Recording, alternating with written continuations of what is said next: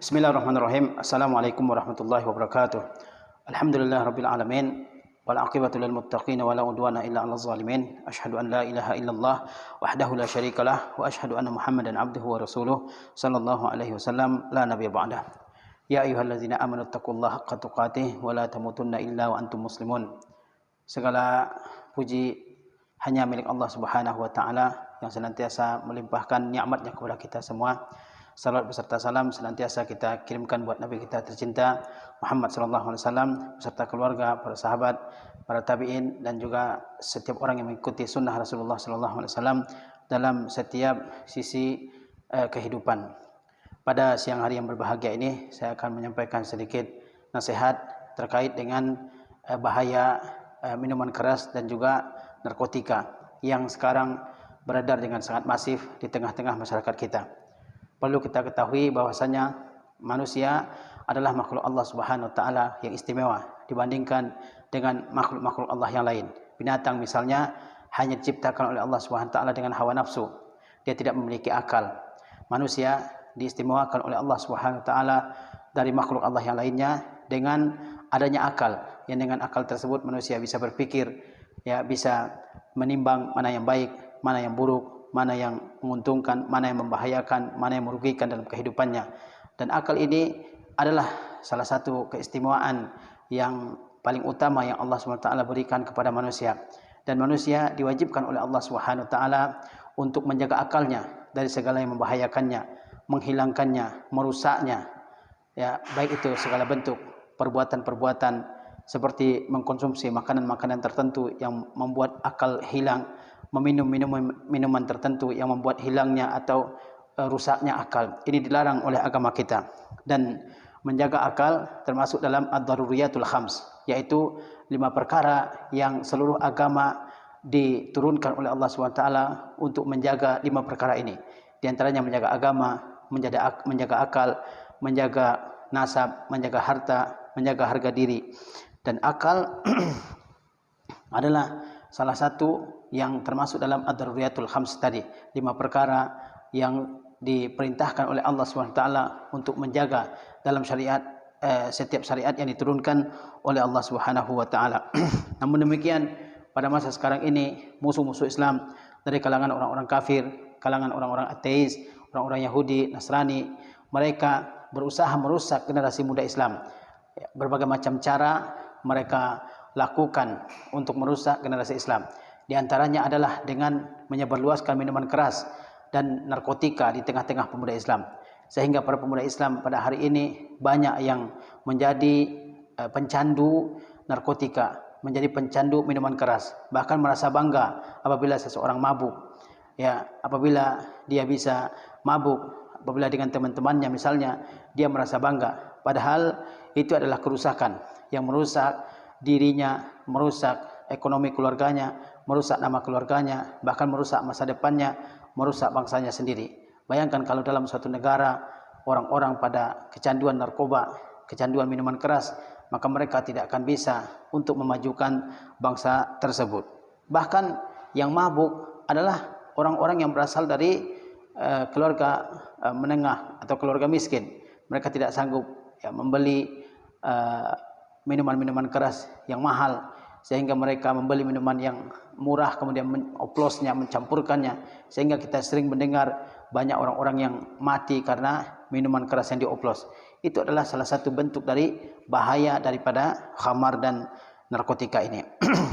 Dan kita mengetahui bahwasanya meminum khamar, mengkonsumsi khamar juga narkotika itu adalah salah satu yang dilarang oleh agama kita. Agama kita diturunkan oleh Allah SWT adalah untuk memerintahkan kepada setiap kebaikan dan mencegah dari setiap keburukan. Allah SWT berfirman, Ya ayyuhallazina amanu innamal khamru wal maisir wal ansab wal azlam rijsum min amali syaitani fajtanibuhu la'allakum tuflihun. Kata Allah SWT, wahai orang-orang yang beriman. Allah memanggil orang-orang yang beriman. Ibnu Mas'ud mengatakan apabila Allah SWT memanggil dengan panggilan wahai orang-orang yang beriman, maka perhatikanlah, karena setelah panggilan tersebut ada perintah yang akan Allah wajibkan kepada kita atau larangan yang Allah perintahkan kita untuk menjauhinya. Dalam ayat ini Allah Subhanahu wa taala menjelaskan kepada kita perbuatan-perbuatan yang hendaknya kita jauhi, yang wajib untuk kita jauhi. Kata Allah SWT, ya ayyuhallazina amanu, wahai orang-orang yang beriman, innamal khamru, sesungguhnya khamar, ya, wal maisir, dan juga judi, wal ansab, yaitu berhala-berhala, yang kemudian wal azlam, dan juga mengundi nasib dengan anak panah, rijsun, adalah suatu perbuatan kotor, min amali syaitan, termasuk perbuatan syaitan. Fajtanibuhu, jauhilah oleh kalian, la'allakum tuflihun. Jadi Allah SWT mengatakan bahwasanya khamar, berjudi, ya, menyembelih hewan untuk berhala-berhala yang disembah oleh Allah SWT, mengundi nasib dengan anak panah seperti yang berlaku di masa jahiliyah, semuanya merupakan perbuatan kotor, perbuatan buruk dan perbuatan najis yang wajib atas seorang yang mukmin untuk menjauhinya. Apa yang dimaksud dengan khamar? Rasulullah SAW memberikan penjelasan dan definisi terkait dengan khamar. Kata beliau, kullu muskirin khamrun wa kullu muskirin haram, kullu muskirin khamrun. Setiap yang memabukkan itu khamar. Setiap yang memabukkan, baik itu berupa minuman ataupun berupa obat-obatan yang beredar pada saat sekarang ini seperti pil dan sebagainya, dan dia memabukkan, itu adalah khamar. Kemudian wa kullu muskirin haram, dan setiap yang memabukkan itu adalah haram. Jadi narkotika tercakup dalam khamar. Bahkan mungkin bahaya narkotika lebih berbahaya daripada bahaya khamar atau minuman keras ini. Kata Rasulullah SAW, setiap yang memabukkan itu adalah khamar. Setiap yang memabukkan itu adalah khamar. Dan setiap yang memabukkan itu hukumnya haram. Baik sedikit maupun banyak, itu hukumnya haram. Tidak boleh digunakan.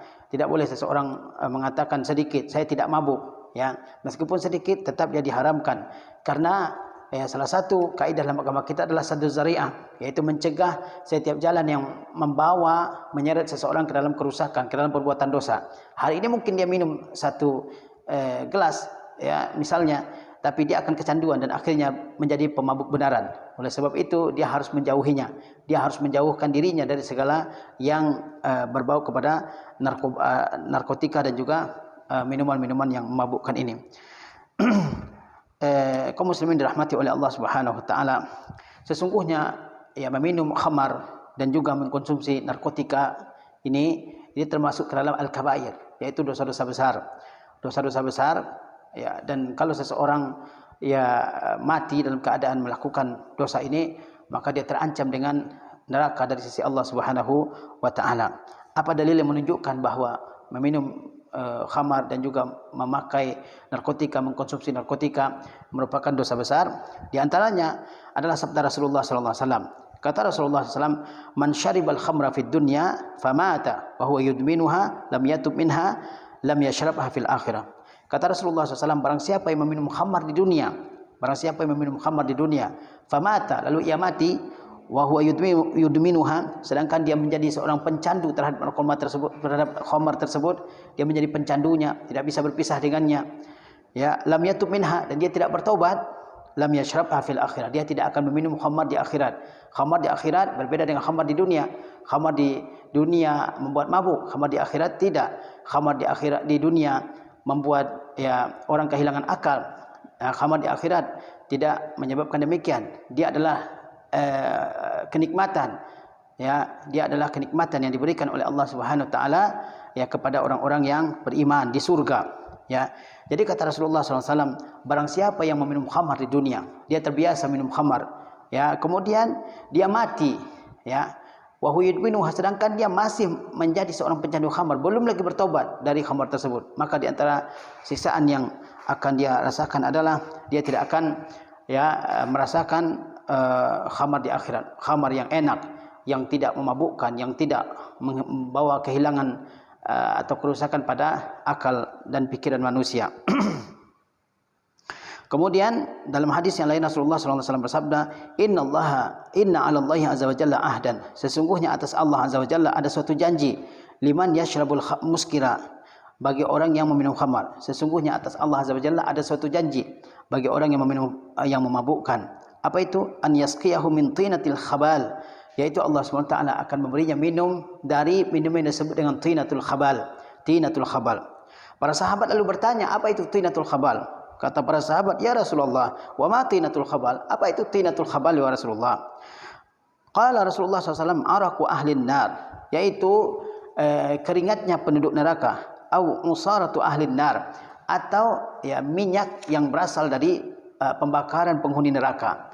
Inilah ancaman bagi orang-orang yang meminum khamar di dunia. Dia minum khamar, terbiasa minum khamar, tidak bertobat dari minum khamar, padahal dia tahu bahayanya. Bahkan semakin tua semakin kecanduan dia terhadap khamar. Apa di antara hukuman yang akan diterimanya di dunia, di akhirat? Di akhirat. Kata Rasulullah SAW, orang yang minum khamar di dunia ini, dia tidak bertaubat, mati dalam keadaan masih mencandu khamar, dia di akhirat akan diberikan minuman berupa tinatul khabal. Ya, apa itu tinatul khabal wahai Rasulullah? Kata para sahabat, tinatul khabal yaitu nanah ya yang berasal dari penghuni neraka, ataupun dia berupa keringat penghuni neraka. Minuman yang sangat buruk. Ya, minuman yang sangat buruk. Kita mengetahui bahwasanya al-jaza' min jinsil amal, bahwasanya balasan tergantung dengan amal. Di dunia dia meminum minuman yang buruk, dia tidak mau bertobat, dia sudah dinasihati. Ya, dia tahu bahayanya tapi dia tidak mau menghentikannya dengan segala macam alasannya. Maka di akhirat juga akan Allah SWT berikan dia minuman, tapi minuman yang lebih buruk daripada khamar yang dia minum dia selama di dunia, yaitu keringat penghuni neraka ataupun nanah yang keluar dari tubuh penghuni neraka. Kaum muslimin dirahmati oleh Allah Subhanahu wa taala. Kita mengetahui betapa bahayanya ya minuman khamar ini, betapa bahayanya narkotika ini. Banyak terjadi perceraian dalam rumah tangga, pertengkaran dalam rumah tangga, hancur leburnya sebuah rumah tangga. Banyak terjadi pembunuhan, banyak anak yang durhaka kepada ibu dan bapaknya, banyak terjadi tindakan pemerkosaan. Ya, karena apa? Karena mabuk. Ya, karena hilangnya kesadaran, karena hilangnya kewarasan dari otak seseorang. Ya, banyak anak yang kemudian membunuh ibunya, membunuh bapaknya yang menegurnya karena dia mabuk. Itu sering kita dengar dalam berita-berita yang disiarkan oleh media cetak maupun media elektronik. Ya, itu menunjukkan bahwa minuman ini adalah sangat membahayakan, yang seharusnya kita semua berusaha untuk menghindarinya, menjauhinya. Jangan sampai menjadi salah satu pencandu, karena dia tidak lain adalah kerusakan. Karena dia tidak lain adalah kerusakan. Bahkan kata Rasulullah SAW, seseorang tidak akan berzina kecuali iman diangkat dari orang tersebut, dan seseorang tidak mencuri kecuali dia iman akan diangkat dari orang tersebut, dan tidaklah seseorang minum khamar kecuali iman akan diangkat dari orang tersebut. Ya, kaum muslimin dirahmati oleh Allah Subhanahu wa taala. Sesungguhnya agama kita yang mulia ini, syariat Islam yang mulia ini, dia telah menutup segala kemungkinan, segala potensi-potensi yang membawa seseorang kepada khamar, yang membawa seseorang kepada narkoba. Apapun kemungkinan seseorang bisa termakan atau bisa terpengaruh dengan narkoba, itu sudah ditutup oleh agama kita. Oleh sebab itu agama kita Islam mengharamkan mengkonsumsi minuman keras, mengharamkan mengkonsumsi narkoba, diharamkan. Ya, haram itu artinya dilarang oleh agama kita, dan orang yang melakukannya diancam dengan ancaman yang berat. Diharamkan menjualnya dalam agama kita. Bukan malah seperti zaman sekarang ini, menjual narkoba dikatakan sebagai salah satu sumber ekonomi. Justru itu adalah salah satu sumber kerusakan. Pasti Allah SWT kalau kita jauhi ini, Allah akan berikan sumber ekonomi yang bersih, yang halal, dan tidak membahayakan. Jadi tidak boleh dijual. Tidak boleh dijual, di sebagian tempat dijual. Ya. Kemudian agama kita melarang orang untuk mengedarkannya. Jangan sampai seseorang menjadi pengedar minuman keras, pengedar narkotika. Ya. Bahkan ya, semua orang yang menjadi sebab tersebarnya minuman keras, menjadi sebab tersebarnya narkotika, itu diancam dan dimurkai oleh Allah Subhanahu wa taala. Bahkan duduk di tempat yang di situ ada khamar, ada narkotika tidak dibolehkan. Jadi ada orang-orang yang misalnya di situ ada khamar, kita lewat di situ jangan duduk, meskipun saya kan nggak minum, meskipun tidak minum, tapi ridha melihat kemungkaran itu sama saja dengan melakukan kemungkaran. Dan orang yang melihat kemungkaran dia tidak mencegahnya, dia harus pergi dari tempat tersebut. Kalau dia diam berarti dia suka, ya. Dan dia juga akan ikut menanggung dosa orang-orang yang mengkonsumsi minuman keras dan juga narkotika tersebut. Kita lihat bagaimana Rasulullah SAW berupaya menutup segala jalan agar khamar tidak tersebar dalam masyarakat Islam. Rasulullah SAW melaknat beberapa kelompok orang yang terkait dengan khamar ini. Kata Rasulullah SAW, la'anallahul khamra. Allah SWT melaknat khamar. Berarti meminum khamar termasuk salah satu dosa besar. Wasyaribaha, peminum khamar. wasaqiha, yang menuangkannya, yang menyediakannya, itu dilaknat oleh Allah SWT. Karena dia berarti tolong menolong dalam perbuatan dosa. Berarti tidak boleh bekerja di tempat-tempat yang di situ disediakan khamar, dijual khamar, tidak dibolehkan. Cari ya pekerjaan-pekerjaan lain yang halal. Karena walaupun dia tidak ikut minum, tapi dia ikut berdosa seperti peminumnya. Kata Rasulullah SAW, Allah melaknat khamar, Allah melaknat yang meminumnya. Ya, apa maksud dilaknat oleh Allah SWT? Dijauhkan dari rahmat Allah SWT. Sehingga orang yang menjadi pencandu khamar, hidupnya selalu gelisah, hidupnya selalu dalam masalah, hidupnya selalu dalam problematika. Dia tidak mengetahui solusi terhadap masalahnya. Ya, musibah demi musibah datang menimpa satu persatu dan seterusnya. Karena Allah SWT jauhkan orang tersebut dari rahmatnya. Allah melaknat khamar, Allah melaknat peminumnya. Ya, wasaqiyah, yang menuangkannya, waba'i'aha, penjualnya siapapun orangnya, termasuk yang dilaknat oleh Allah Subhanahu wa taala. Meskipun dia tidak minum, saya kan enggak minum, saya cuma jual. Yang menjualnya termasuk dapat laknat dari Allah Subhanahu wa taala. Wa mubta'aha, yang membelinya, dia membeli khamar untuk disediakan untuk orang lain. Dia bukan meminumnya, dia cuma membeli untuk diberikan kepada orang lain. Ya, wa asiraha, yang memerasnya. Khamar pada zaman dulu berasal dari, kalau orang Arab zaman dulu ada khamar yang berasal dari kurma atau dari anggur, dia memerasnya. Tapi perasan kurma tersebut akan berubah menjadi khamar dengan fermentasi dan sebagainya. Ya, dia memeras anggur untuk dijadikan khamar, termasuk dia mendapat dosa dari perbuatan tersebut. Wa mu'tasiraha, yang meminta diperaskan, tolong peraskan anggur ini atau peraskan kurma ini atau apapunlah jenisnya, ya, tolong diperaskan, kemudian nanti dijual dan sebagainya, dia juga termasuk yang mendapatkan dosa. Wa hamilaha, dan juga pembawanya, yang membawa saja, dia tahu kalau di mobilnya misalnya itu yang dibawa adalah khamar, dia suruh antarkan dari satu tempat ke tempat yang lain, dia juga termasuk yang mendapatkan dosa. Wal mahmulata ilaih, dan juga yang dibawakan untuknya. Jadi kata Rasulullah, Allah melaknat khamar, ya, bendanya Allah laknat. Kemudian yang meminumnya, yang menuangkannya ke gelas peminum khamar, yang menjualnya, yang membelinya, yang memerasnya, yang minta diperaskan, yang membawa, yang dibawakan untuknya, semuanya dapat laknat dari Allah Subhanahu wa taala. Itu menunjukkan bahwa khamar ini tidak ada kebaikannya sama sekali, bahwa dia bahaya 100%, bahwa dia merugikan 100%, merusak 100%. Oleh sebab itu tidak boleh seseorang bekerja dengan pekerjaan-pekerjaan yang terkait dengan khamar ini. Ya, kaum muslimin dirahmati oleh Allah Subhanahu wa taala. Islam memberikan perhatian yang sangat besar terhadap umatnya agar mereka menjauhkan diri mereka daripada khamar ini. Islam melarang hatta duduk, ya, di tempat yang di situ disediakan khamar. Kita datang ke suatu acara, ke suatu pesta, dan di situ ada khamar yang diedarkan, di situ orang bebas minum khamar, ya, meskipun kita enggak ikut meminumnya, maka kita dilarang untuk ikut duduk dan hadir di majlis tersebut. Kata banyak yang kelihatan auratnya. Ini suatu yang dilarang oleh Rasulullah SAW. Banyak terjadi kerusakan. Barangkali timbulnya ya hubungan sesama jenis berawal dari sini. Ya. Kemudian kaum muslimin dirahmati oleh Allah Subhanahu wa taala. Ya, kita melihat betapa bahayanya khamar ini. Ya, betapa merugikannya khamar dan juga narkotika dan juga benda-benda memabukkan yang sejenis dengannya. Kita bisa lihat ya, survei-survei yang dikeluarkan oleh lembaga resmi pemerintah, betapa banyak orang-orang yang rusak ya karena karena benda-benda ini. Oleh sebab itu kita semua mesti menjauhinya. Pernah berhenti menimbulkan permusuhan di antara kita dengan berbagai macam cara. Di antaranya adalah dengan apa? Dengan khamar. Ya, sesungguhnya setan ingin menimbulkan di antara kalian permusuhan dan kebencian. Ya, fil khamri wal maisir, dengan sebab khamar dan juga dengan sebab judi. Dengan sebab khamar, dengan sebab judi. Betapa banyak terjadi peperangan, betapa banyak terjadi pembunuhan, betapa banyak terjadi perkelahian, tawuran, ya, tawuran antar satu kelompok dengan kelompok yang lain. Betapa banyak terjadi perkelahian dalam rumah tangga, cekcok dan sebagainya karena disebabkan oleh khamar dan judi.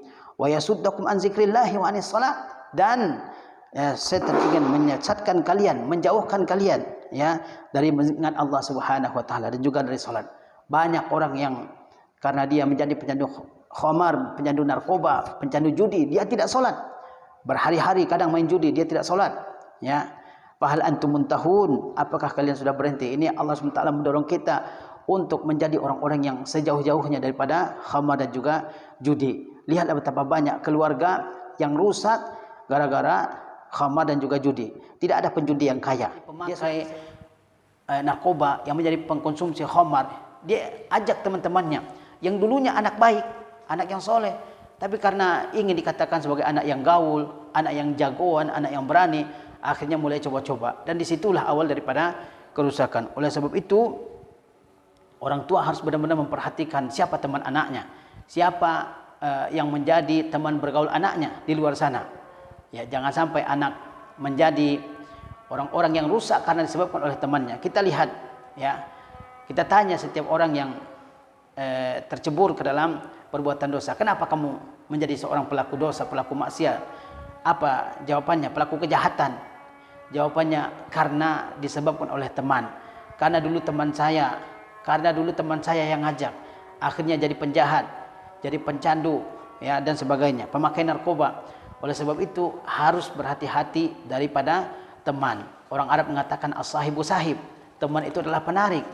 Ya, teman yang baik akan menarik temannya ke dalam kebaikan, dan teman yang buruk akan menarik temannya ke dalam keburukan. Maka berhati-hati betul daripada teman. Harus dijauhkan anak-anak kita daripada teman-teman yang buruk. Carikanlah teman-teman yang baik. Suruh dia berteman dengan teman-teman yang baik, yang soleh, yang mengajaknya kepada kebaikan, yang berani menasihatinya ketika dia melakukan suatu kesalahan, suatu pelanggaran.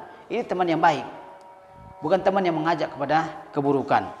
Ya, kata Rasulullah SAW, bahwasanya la tusahib illa mu'min. Janganlah kamu berteman kecuali dengan orang mukmin. Wala ya'kul ta'amaka illa taqiyyun. Dan janganlah makananmu dimakan kecuali oleh orang-orang yang bertakwa. Maka orang tua hendaklah mereka memperhatikan siapa yang menjadi teman anaknya. Jangan sampai anak menjadi orang yang jahat, orang yang melanggar aturan agama, aturan pemerintah karena disebabkan oleh teman-teman yang buruk. Kemudian, ya, para guru juga bertanggung jawab terhadap anak-anak didiknya. Jangan sampai membiarkan anak-anak didiknya mulai mencoba hal-hal seperti ini. Biasanya anak muda pengen mencoba, pengen gagah-gagahan, pengen hebat-hebatan, sehingga mencoba ini dan akhirnya ketagihan. Akhirnya mulai dari pencandu, akhirnya menjadi pengedar, akhirnya menjadi gembongnya, menjadi penikmatnya dan sebagainya, menjadi pebisnis dalam hal ini. Ini adalah kerusakan, ya, yang ditimbulkan. Dan orang-orang yang telah pernah meminum hal-hal seperti ini, pintu taubat tidak tertutup dari dirinya. Dia tetap bisa bertaubat kepada Allah Subhanahu wa taala dengan taubat yang sebenar-benarnya. Ya, jangan sampai seseorang ketika sudah tercebur dalam, ya, khamar, dalam narkoba, dia merasa tidak ada lagi pintu taubat untuk dirinya. Pintu taubat tetap terbuka selama dia masih hidup, selama kiamat belum terjadi. Maka dia harus bertaubat kepada Allah Subhanahu wa taala. Jangan sampai, ya, dia menjadi orang yang terus-menerus dalam dosa sehingga mati di atas dosa tersebut. Mudah-mudahan Allah Subhanahu wa taala menjaga kita semua, menjaga keluarga kita, menjaga bangsa kita dari hal-hal yang buruk ini yang akan merusak kita, yang merusak bangsa dan merusak negara kita. Wassalamualaikum warahmatullahi wabarakatuh.